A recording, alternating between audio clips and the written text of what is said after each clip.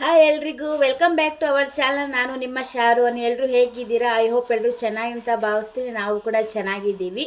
ಇವತ್ತಿನ vlog ಇವಾಗಿಂದ start ಮಾಡ್ತಾ ಇದ್ದೀನಿ ಫ್ರೆಂಡ್ಸ್. ಟೈಮ್ ಬಂದು 3 ಗಂಟೆ ಆಗಿದೆ. ವ್ಯಾಪಾರ ಎಲ್ಲ ಮುಗಿಸ್ಕೊಂಡೆಲ್ಲ ಬಂದಾಯಿತು. ಬಂದು ಅಡುಗೆ ಎಲ್ಲ ಮಾಡಿ ಊಟ ಮಾಡಿಕೊಂಡು ಇವಾಗ 3 ಗಂಟೆ ಆಗಿದೆ. ಇವಾಗಿಂದ ಸ್ಟಾರ್ಟ್ ಮಾಡ್ತಾ ಇದ್ದೀನಿ.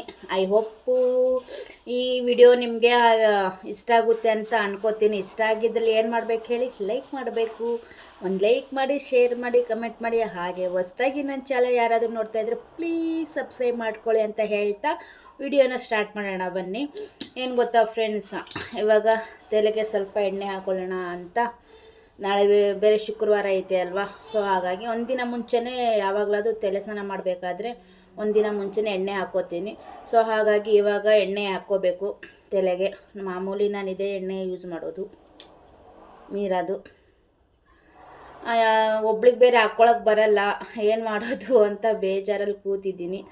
ಅಮ್ಮ ಇದ್ದರೆ ಹಾಕ್ಕೊಡೋದು. ಅಮ್ಮ ಬೇರೆ ಊರಿಗೆ ಹೋದರು. ಅವ್ರು ನಿನ್ನೆನೇ ಹೋದರು ಊರಿಗೆ. ತುಂಬಾ ಬೇಜಾರಾಯಿತು, ಮತ್ತೆ ಒಬ್ಬಳೇ ಆಯ್ತಲ್ಲ ಅಂತ.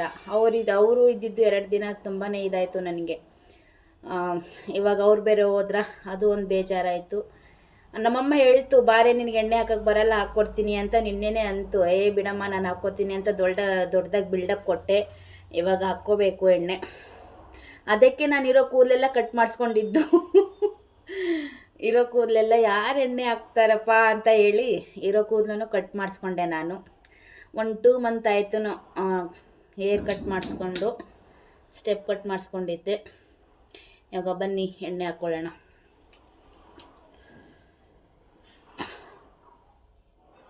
ಯಾವಾಗಲೂ ಎಣ್ಣೆ ಹಾಕೋಕ್ಕಿಂತ ಮುಂಚೆ, ತಲೆ ಸ್ನಾನ ಮಾಡೋಕ್ಕಿಂತ ಮುಂಚೆ ಎಣ್ಣೆ ಹಾಕ್ಕೊಂಡು ಮಾಡಿದ್ರೆ ಕೂದಲೆಲ್ಲ ಸಾಫ್ಟಾಗಿ ಆಗುತ್ತೆ. ಸೊ ಹಾಗಾಗಿ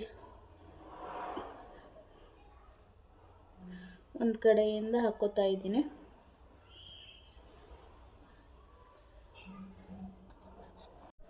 ನೋಡಿ ಫ್ರೆಂಡ್ಸ್, ಎಣ್ಣೆ ಎಲ್ಲ ಹಾಕ್ಕೊಂಡೆ. ನೀಟಾಗಿ ಹಾಕ್ಕೊಂಡಿದ್ದೀನಿ ಅಂತ ಅನ್ಕೋತೀನಿ. ನೋಡ್ಬೋದು. ಇನ್ನೇನೆಲ್ಲ ಕೆಲಸ ಎಲ್ಲ ಮುಗಿಸಿದ್ದೀನಿ. ಹಾಗೆ ನಿನ್ನೆನೇ ಬಟ್ಟೆ ವಾಶ್ ಮಾಡಿದ್ದೆ. ನಾನೇನು ಡೈಲಿ ವಾಶ್ ಮಾಡಲ್ಲ, ಒಂದಿನ ಬಿಟ್ಟು ಒಂದಿನ ಮಾಡ್ತೀನಿ. ಸೊ ಹಾಗಾಗಿ ನಾಳೆ ಮಾಡ್ಕೋತೀನಿ. ನಿನ್ನೆ ಮಾಡಿದ್ದೆ. ಹಾಗೆ ಮಧ್ಯಾಹ್ನನೇ ಅಡುಗೆ ಎಲ್ಲ ಆಗಿದೆ. ಇನ್ನೇನು ಇವಾಗ ಸ್ನಾನ ಒಂದು ಮಾಡ್ಕೊಳ್ಳೋದಿದೆ ಅಷ್ಟೇ. ಅದಕ್ಕಿಂತ ಮುಂಚೆ ನಿಮಗೊಂದು ವಿಷಯ ಹೇಳಬೇಕಾಗಿತ್ತು. ಸೊ ಹಾಗಾಗಿ ಆ ವಿಷಯ ನನಗಂತೂ ತುಂಬಾ ಬೇಜಾರು ಮಾಡಿದೆ. ಎಂಥ ಜನ ಇರ್ತಾರಪ್ಪ ಅಂತ ಅನಿಸ್ಬಿಡ್ತು ನನಗೆ ಒಂದೇ ಸಲ. ಅಂದರೆ ನಾವು ವ್ಯಾಪಾರ ಮಾಡೋರು ನಮ್ಮ ಹೊಟ್ಟೆ ಮೇಲೆ ಹೊಡೆದು ಅವರು ಈ ಥರ ಮಾಡ್ಕೊಂಡಿದ್ರೆ ಅವರು ಉದ್ಧಾರ ಆಗ್ತಾರಾ ಹೇಳಿ ನೀವೇ? ಸೊ ಹಾಗಾಗಿ ತುಂಬಾ ಬೇಜಾರಾಯಿತು. ಹಂಗೂ ಮಾಡ್ತಾರ ಜನ ಅಂತ. ಏನಪ್ಪ ಅಂದರೆ, ನಾವು ಡ್ರೈ ಫ್ರೂಟ್ಸ್ ಮಾಡ್ತೀವಲ್ವ. ನಮ್ಮ ತಮ್ಮ ಬೇರೆ ಹೋಗಿದ್ದ ವ್ಯಾಪಾರಕ್ಕೆ. ಅಂದರೆ ಇದು 2 ಡೇಸ್ ಬ್ಯಾಕೇ ನಡೆದಿರೋದು. 2 ಡೇಸ್ ಬ್ಯಾಕ್ ಅಲ್ವಾ ನಡೆದಿರೋದು. ಏನು ಹೇಳ್ಕೊಳ್ಳೋಣ, ಈ ವಿಷಯ ಎಲ್ಲ ಹೇಳ್ಕೋಬೇಕಾ ಅಂತ ಅನಿಸ್ತು ನನಗೆ. ಹೇಳ್ಕೊಂಡ್ರೆ ಏನು ತಪ್ಪು ಅಲ್ವಾ? ನೀವೆಲ್ಲ ನಮ್ಮ ಫ್ಯಾಮಿಲಿ ಅಂತ ನಾನು ಅಂದ್ಕೊಂಡಿದ್ದಾದಮೇಲೆ ನಿಮ್ಮ ಜೊತೆ ಹಂಚ್ಕೊಳ್ಳೋಕ್ಕೆ ನನಗೇನು ಅಂತ ಹೇಳಂತು. ಸೊ ಹಾಗಾಗಿ ನಾನು 1-2 ದಿನ ಯೋಚನೆ ಮಾಡಿಬಿಟ್ಟು ಇವಾಗ ಆ ಟಾಪಿಕ್ ಬಗ್ಗೆ ಮಾತಾಡಬೇಕು ಅಂತ ಅನಿಸ್ತು. ಸೊ ಹಾಗಾಗಿ ಏನಪ್ಪ ಅಂದರೆ 3 kg ಬಾದಾಮಿ ತೊಗೊಂಡು ಹೋದರು. ಸಾರಿ, ಬಾದಾಮಿ ಅಲ್ಲ, ಕಾಜು ಅಂದರೆ ಗೋಡಂಬಿ ತೊಗೊಂಡು ಹೋದ್ರು ಒಬ್ಬರು ಕಸ್ಟಮರ್ ಬಂದು. ಎಲ್ಲಿ ಇನ್ಸಿಡೆಂಟ್ ನಡೆದಿರೋದು ಅಂದರೆ, ಉತ್ರಳ್ಳಿ ಕೆರೆ ಹತ್ರ. ಉತ್ರಳ್ಳಿ ಇದೆ ಅಲ್ವಾ, ಆ ಕೆರೆ ಹತ್ರ ನಮ್ಮ ಮಾಮೂಲಿ ಯಾವಾಗಲೂ ಗಾಡಿ ಯಾವಾಗಲೂ ಒಂದು ಸಲ ನಿಲ್ಲಿಸ್ತೀವಿ. ದೇವಸ್ಥಾನ ಇದೆ ಅಲ್ವಾ, ಅಲ್ಲಿ ನಾಗಮ್ಮನ ದೇವಸ್ಥಾನ, ಗಂಗಮ್ಮನ ದೇವಸ್ಥಾನ ಇದೆಯಲ್ಲ, ಉತ್ರಳ್ಳಿ ಪಾರ್ಕ್ ಹತ್ರ, ಕೆರೆ ಹತ್ರ ಯಾವಾಗಲೂ ನಿಲ್ಲಿಸ್ತೀವಲ್ವ. ಅಲ್ಲಿ ಚೆನ್ನಾಗಿ ವ್ಯಾಪಾರ ಆಗುತ್ತೆ ಅಂತ ನಾವು ನಿಲ್ಲಿಸಿದ್ರೆ, ಅವತ್ತು ನಮ್ಮ ಚಿಕ್ಕ ತಮ್ಮ ಹೋಗಿದ್ದ. ನಾನು ಬೆಳಗ್ಗೆ ಹೋದರೆ 11-12 ಗಂಟೆಗೆಲ್ಲ 1 ಗಂಟೆಗೆಲ್ಲ ಬಂದುಬಿಡ್ತೀವಲ್ವ. ಆಮೇಲೆ ನಾನೇನು ಹೋಗಲ್ಲ ವ್ಯಾಪಾರಕ್ಕೆ. ಆಮೇಲೆ ಮನೇಲಿ ಕೆಲಸಗಳು ಇರ್ತಾವಲ್ಲ. ಸೊ ಹಾಗಾಗಿ ನಾನು ಬಂದುಬಿಟ್ರೆ ಒಂದು ಸಲ ಹೋಗಲ್ಲ ನಾನು ವ್ಯಾಪಾರಕ್ಕೆ. ಹಾಗಾಗಿ ಅವನು ಹೋಗಿದ್ನಲ್ಲ ಅಂತ ಸುಮ್ಮನಾದರೆ, ಅವನಿಗೆ ಗೊತ್ತಾಗಿಲ್ಲ ಫ್ರೆಂಡ್ಸ್. 3.5 kg 3 kg ಗೋಡಂಬಿ ತೊಗೊಂಡಿದ್ದಾರೆ. ಇವಾಗ ಗೋಡಂಬಿ ರೇಟ್ ಬಂದು 1000 ಆಗಿದೆ. ಯಾರಾದರೂ 1 kg ತೊಗೊಂಡ್ರೆ ನಾವು 900 ಹಾಕ್ಕೊಡ್ತೀವ. ಅಂದರೆ ಇವಾಗ ಸ್ವಲ್ಪ ಎಲ್ಲ ರೇಟ್ ಜಾಸ್ತಿನೇ ಆಗಿದೆ. ನಾವೇನು 1 kgಗೆ 50 ರೂಪಾಯಿನೋ 100 ರೂಪಾಯಿ ಇಟ್ಟು ಮಾರ್ತೀವಿ. ಲಾಭ ಇಲ್ಲದೆ ಯಾರು ವ್ಯಾಪಾರ ಮಾಡ್ತಾರೆ ಹೇಳಿ? ಸೊ ಹಾಗಾಗಿ ವ್ಯಾಪಾರ ಹೇಗೆ ಮಾಡ್ತಾರೋ ಅದೇ ರೀತಿ ನಾವು ಮಾಡೋದು. ನಾವೇನು ಸ್ಪೆಷಲಾಗಿ ಏನು ಮಾಡಲ್ಲ. ಸೊ ಹಾಗಾಗಿ ಅವನು 3 kg ಕೊಟ್ಟಿದ್ದಾನೆ ಗೋಡಂಬಿ. ನೋಡಿದರೆ ಇದು ಸ್ಕ್ಯಾನ್ ಮಾಡಿದ್ದಾನೆ. ಸ್ಕ್ಯಾನ್ ಮಾಡಿದರೆ ಅಲ್ಲಿ ಅವನಿಗೆ ಸಕ್ಸಸ್ಫುಲ್ ಅಂತ ಇದು ಬಂದಿದೆ. ಸರಿ ಬಂದಿದೆ ಅಂತ ಬೇರೆ ಯಾರು ಕಸ್ಟಮರ್ಗೆ ಬಂದಿದ್ದಾರೆ ಅಂತ ನೋಡಿದರೆ ಅಮೌಂಟೇ ಬಂದಿಲ್ಲ ಫ್ರೆಂಡ್ಸ್. ಎಷ್ಟು ಬೇಜಾರಾಗೋಯ್ತಪ್ಪ ಅಂತ ಅಂದರೆ ಸಿಕ್ಕಾಪಟ್ಟೆ ಬೇಜಾರಾಗೋಯಿತು.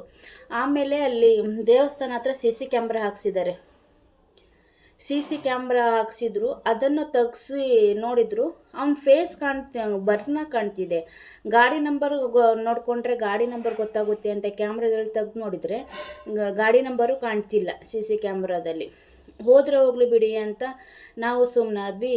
ಅವನು ಆಮೇಲೆ ಕಾಲನ್ನು ಮಾಡಿಲ್ಲ. ನಾವು ನಂಬರ್ ಬರಲ್ವಲ್ಲ, ಸ್ಕ್ಯಾನ್ ಮಾಡಿದರೆ ನಂಬರ್ ಬರಲ್ವಲ್ಲ.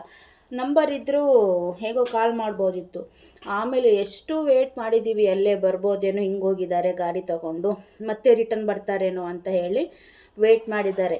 ಇಲ್ಲಿಂದ ನಮ್ಮ ಹಸ್ಬೆಂಡು ಹೋದರು, ನಮ್ಮ ತಮ್ಮ ನೋಡ್ಕೋತಾ ಇದ್ದ ಅವತ್ತು ಗಾಡಿ. ಸೊ ಹಾಗಾಗಿ ಇಲ್ಲಿಂದ ಮನೆಯಿಂದನೂ ನಮ್ಮ ಹಸ್ಬೆಂಡ್ ಹೋದರು, ರಿಟರ್ನ್ ಬರ್ತಾರೇನೋ ಅಂತ. ಎಂಥ ಜನ ಇರ್ತಾರೆ ನೋಡಿ ಅಲ್ವಾ. ಹಾಗೆ ಅಲ್ಲಿ ನಮಗೆ ಗೊತ್ತಿರೋರು ಪೊಲೀಸರು ಇದ್ದಾರೆ. ನಾವಲ್ಲಿ ಗಾಡಿ ನಿಲ್ಲಿಸ್ತೀವಲ್ವ, ಗೊತ್ತಿರೋ ಪೊಲೀಸರು ಇದ್ದಾರೆ. ಅವ್ರಿಗೆ ಈ ಥರ ಹೇಳಿದ್ವಿ, ಇಷ್ಟು 3 kg ತೊಗೊಂಡೋಗಿದ್ದಾರೆ, ಮೋಸ ಮಾಡಿಬಿಟ್ಟಿದ್ದಾರೆ, ಅಮೌಂಟ್ ಬಂದಿದೆ ಅಂತ ಹೇಳಿಬಿಟ್ಟು ಅಮೌಂಟ್ ಬಂದೇ ಇಲ್ಲ. ತೋರಿಸಿದ್ರು ಅವರು ರೇಟ್ ಮಾರ್ಕ್ ಬಂದಿದೆ ಅಂತ ಹೇಳಿದ್ರು ಬಂದಿಲ್ಲ, ಎಷ್ಟು ಮೋಸ ಮಾಡೋಗಿದ್ದಾರೆ ಅಂತ ಹೇಳಿ ಅಲ್ಲಿ ಟ್ರಾಫಿಕ್ ಪೊಲೀಸ್ ಇರ್ತಾರಲ್ಲ, ಅಲ್ಲಿ ಹೇಳಿದ್ವಿ ನಾವು ಉತ್ರಳ್ಳಿಯಲ್ಲೇ. ಹೇಳಿದ್ರು ಆ ಪೊಲೀಸವರು ಚೆಕ್ ಮಾಡಿದರು CC ಕ್ಯಾಮ್ರಾ. ಅದರಲ್ಲೂ ಏನೋ ಅವ್ರ ಮುಖನೂ ಕಾಣ್ತಿಲ್ಲ, ಗಾಡಿ ನಂಬರು ಕಾಣ್ತಿಲ್ಲ. ಹೆಂಗಿರ್ತೀರಲ್ಲ ನೀವು, ವೇಟ್ ಮಾಡಬೇಕು, ಬರುತ್ತೋ ಇಲ್ವೋ ಅಂತ ನೋಡ್ಕೋಬೇಕು ಅಮೌಂಟು. ಈ ಥರ ತುಂಬ ಮೋಸ ನಡೀತಿದೆ ಇವಾಗ. ಸ್ಕ್ಯಾನರ್ ಬಂದುಬಿಟ್ಟು ಅಲ್ಲಿ ಆ ಮೋಸ ಈ ಮೋಸ ಅಂತ ನಡೀತಿದೆ ಇವಾಗ. ನೀವು ಹುಷಾರಾಗಿ ಇರಬೇಕಲ್ವಾ ಅಂತ ಪೊಲೀಸರು ನಮಗೆ ಅಂದರು. ನಾವೇನು ಮಾಡಿದ್ವಿ ಸರ್, ರೇಟ್ ಮಾರ್ ಸಕ್ಸಸ್ಫುಲ್ ಅಂತ ತೋರಿಸ್ತಲ್ವಾ, ಸೊ ಹಾಗಾಗಿ ಬಂದಿರುತ್ತೇನೋ ಅಂತ ಅಂದ್ಕೊಂಡು ಸುಮ್ಮನಾದೆ ಅಂತ ನಮ್ಮ ತಮ್ಮ ಅಂದ. ಹಾಗೆ ರೇಟ್ ಮಾರ್ಕ್ ಅಂತ ತೋರಿಸುತ್ತೆ, ಬಂದಿರಲ್ಲ ಅಮೌಂಟು. ಹಳೆ ಯಾವುದಾದ್ರೂ ಇರುತ್ತಲ್ವಾ, ಕ್ರೆಡಿಟ್ ಆಗಿರೋದು ಯಾವುದಾದ್ರೂ ಇರುತ್ತೆ ಅವ್ರ ಹತ್ರ ಸ್ಕ್ರೀನ್ಶಾಟ್ ಥರ, ಅದನ್ನು ತೋರಿಸ್ಬಿಡ್ತಾರೆ ಅವರು ಅಂತ ಅಂದರು ಪೊಲೀಸರು. ಇರ್ಬೋದು ಅಂತ ಹೇಳಿ ಎಲ್ಲೇ ವೇಟ್ ಮಾಡಿದ್ದಾರೆ. ಅವ್ರ ಜೊತೆ ಪೊಲೀಸರು ವೇಟ್ ಮಾಡಿದ್ದಾರೆ. ಬಟ್ ಅವ್ನು ರಿಟರ್ನ್ ಬರಲೇ ಇಲ್ಲ. 3 kg ಗೋಡಂಬಿ ದುಡ್ಡು ಹೋಯಿತು ಫ್ರೆಂಡ್ಸ್. ಏನು ಮಾಡೋಣ, ತುಂಬಾ ಬೇಜಾರಾಯಿತು. ನಾವು ಇಷ್ಟು ಕಷ್ಟಪಟ್ಟು ಬಿಸಿಲು ನೋಡಲ್ಲ, ಮಳೆ ನೋಡಲ್ಲ, ಗಾಳಿ ನೋಡಲ್ಲ, ಚಳಿ ನೋಡಲ್ಲ, ಎದ್ದು ನಮ್ಮ ಹೊಟ್ಟೆಪಾಡಿಗೋಸ್ಕರ ನಾವು ವ್ಯಾಪಾರಕ್ಕೆ ಹೋದರೆ ಇಂಥ ಜನರು ಸಿಗ್ತಾರೆ ನೋಡಿ. ಅದಕ್ಕೆ ಯಾರ್ಯಾರು ವ್ಯಾಪಾರ ಮಾಡ್ತಾಯಿದ್ರು, ಬೀದಿ ಮೇಲೆ ಯಾರ್ಯಾರು ವ್ಯಾಪಾರ ಮಾಡ್ತಾಯಿದ್ರು, ಪ್ಲೀಸ್ ದಯವಿಟ್ಟು ಕೇಳ್ಕೊತಾ ಇದ್ದೀನಿ, ಹುಷಾರಾಗಿ ವ್ಯಾಪಾರ ಮಾಡಿ ಅಂತ ಹೇಳ್ತೀನಿ. ಹಾಗೆ ಸ್ಕ್ಯಾನರ್ ಅಂತ ಮಾಡಿದರೆ ಒಂದು ಸಲ ಚೆಕ್ ಮಾಡ್ಕೊಳ್ಳಿ ನೀವು.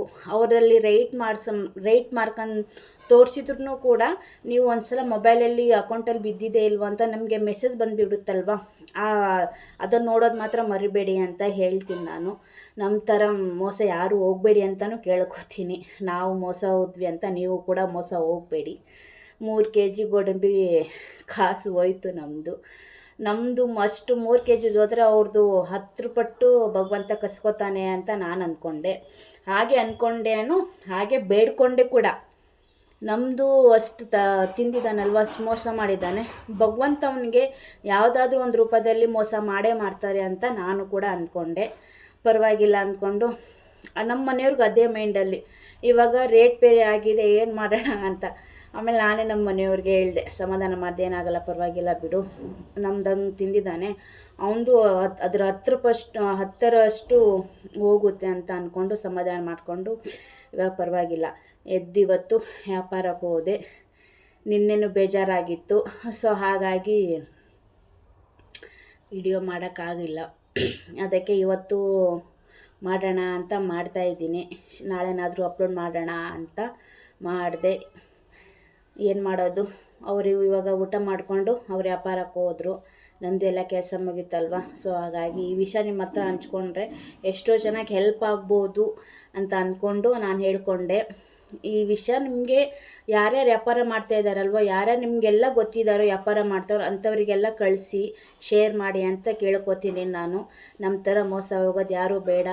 ಮೋಸ ಹೋಗೋರು ಇರೋವರೆಗೂ ಮೋಸ ಮಾಡೋರು ಇದ್ದೇ ಇರ್ತಾರೆ. ಅದು ನಾನು ಅಂದ್ಕೊಂಡಿರೋದು, ನಾನು ನಂಬಿರೋದಷ್ಟೇ. ನಾವು ಮೋಸ ಎಲ್ಲಿವರೆಗೂ ಹೋಗ್ತೀವೋ ಮೋಸ ಮಾಡೋರು ಅಲ್ಲಿವರೆಗೂ ಇದ್ದೇ ಇರ್ತಾರೆ. ಸೊ ಹಾಗಾಗಿ ಎಲ್ಲರೂ ಹುಷಾರಾಗಿರಿ. ವ್ಯಾಪಾರ ಮಾಡೋರು, ಸ್ಕ್ಯಾನ್ ಮಾಡೋರು, ಮೊದಲು ಸ್ಕ್ಯಾನ್ ಯಾರು ಮಾಡ್ತಾರೋ ಫಸ್ಟು ಚೆಕ್ ಮಾಡ್ಕೊಳ್ಳಿ. ಅವ್ರು ಸ್ಕ್ಯಾನ್ ಮಾಡಿ ನೋಡಿ ಬಂದಿದೆ ಅಂತ ಮೊಬೈಲ್ ತೋರಿಸ್ತಾರೆ. ಬಟ್ ನೀವು ಮೊಬೈಲಲ್ಲಿ ಮೆಸೇಜ್ ನೋಡ್ಕೊಳ್ಳಿ ಒಂದು ಸಲ, ಗೊತ್ತಾಗುತ್ತೆ. ಮೆಸೇಜ್ ಬಂದಮೇಲೆ ಸರಿ ಅಂತ ಹೇಳಬೇಕು. ನಮ್ಮ ಥರ ಯಾರೂ ಮೋಸ ಹೋಗಬೇಡಿ ಅಂತ ಹೇಳ್ಕೊತೀನಿ ನಾನು. ಹಾಗೆ ಇವತ್ತು ಮಧ್ಯಾಹ್ನ ಇದು ಏನು ಮುಳ್ಳಂಗಿ ಸಾರು ಮಾಡಿದ್ದೀನಿ. ಮುಳ್ಳಂಗಿ ಬೇರೆ ಎರಡೇ ಇತ್ತು. ಸೊ ಅದ್ರ ಜೊತೆಗೆ ನವಿಲುಕೋಸು ತಂದಿದ್ನಲ್ವ, ಅವತ್ತು ತೋರಿಸಿದ್ದೆ ನಿಮಗೆ ಹಳೆ ವಿಡಿಯೋದಲ್ಲಿ. ನವಿಲುಕೋಸು ಹಾಕ್ಬಿಟ್ಟು ಚೆನ್ನಾಗಿ, ಬೇಳೆ ಸಾರು ಮಾತ್ರ ಸೂಪರಾಗಿದೆ ಇವತ್ತು. ನಮ್ಮ ಹಸ್ಬೆಂಡು ಹಂಗೆ ಅಂದರು, ಬೇಳೆ ಸಾರು ತುಂಬ ಚೆನ್ನಾಗಿದೆ ಅಂತ ಅಂದರು. ಅವರು ತಿನ್ಕೊಂಡು ಹೋದರು ಇವಾಗ ವ್ಯಾಪಾರಕ್ಕೆ. ನಾನು ಇವಾಗ ಸ್ನಾನ ಮಾಡ್ಕೋತೀನಿ. ಇವತ್ತಿನ ಲಾಗ್ ನಿಮಗೆ ಇಷ್ಟ ಆಗಿದೆ ಅಂತ ನಾನು ಕೂಡ ಅನ್ಕೋತೀನಿ. ಇಷ್ಟ ಆಗಿದ್ದಲ್ಲಿ ಪ್ಲೀಸ್ ಒಂದು ಲೈಕ್ ಮಾಡಿ, ಶೇರ್ ಮಾಡಿ, ಕಮೆಂಟ್ ಮಾಡಿ. ಹಾಗೆ ಹೊಸ್ದಾಗಿ ನನ್ನ ಚಾನಲ್ ಯಾರಾದರೂ ನೋಡ್ತಾ ಇದ್ದರೆ ಪ್ಲೀಸ್ ಸಬ್ಸ್ಕ್ರೈಬ್ ಮಾಡ್ಕೊಳ್ಳಿ. ನೋಡ್ತಾ ಇದ್ದೀರಾ ವೀಡಿಯೋಸ್, ಬಟ್ ಯಾರೂ ಲೈಕ್ ಕೊಡದೆ ನೋಡ್ತಾ ಇದ್ದೀರಾ. ಪ್ಲೀಸ್ ಆ ತಪ್ಪು ಯಾರೂ ಮಾಡಬೇಡಿ, ಒಂದು ಲೈಕ್ ಕೊಡಿ. ವೀಡಿಯೋಸ್ ನೋಡ್ತಾ ಇದ್ದಾರೆ, ನೋಡೋ ತಕ್ಷಣ ಒಂದು ಲೈಕ್ ಕೊಡಿ. ನೀವು ಒಂದು ಲೈಕ್ ಕೊಟ್ಟರೆ ನಮಗೆ ಎಷ್ಟೋ ಮೋಟಿವೇಶನ್ ಆಗುತ್ತೆ ವೀಡಿಯೋಸ್ ಮಾಡೋಕ್ಕೆ. ಸೊ ಹಾಗಾಗಿ ನಮ್ಮ ಥರ ಚಿಕ್ಕ ಯೂಟ್ಯೂಬರ್ಸ್ ಬೆಳಿಬೇಕು ಅಂದರೆ ನಿಮ್ಮ ಸಪೋರ್ಟ್ ನಮಗೆ ಬೇಕೇ ಬೇಕು ಅಂತ ಹೇಳ್ತಾ ಇವತ್ತಿನ ವಿಡಿಯೋ ಮುಗಿಸ್ತಾ ಇದ್ದೀನಿ. ನಾಳೆ ನೆಕ್ಸ್ಟ್ ಹೊಸ ಲಾಗಿಗೆ ಸಿಗೋವರೆಗೂ ಬಾಯ್ ಫ್ರೆಂಡ್ಸ್. ಹೋಗಿ ಬರಲಾ? ಬಾಯ್.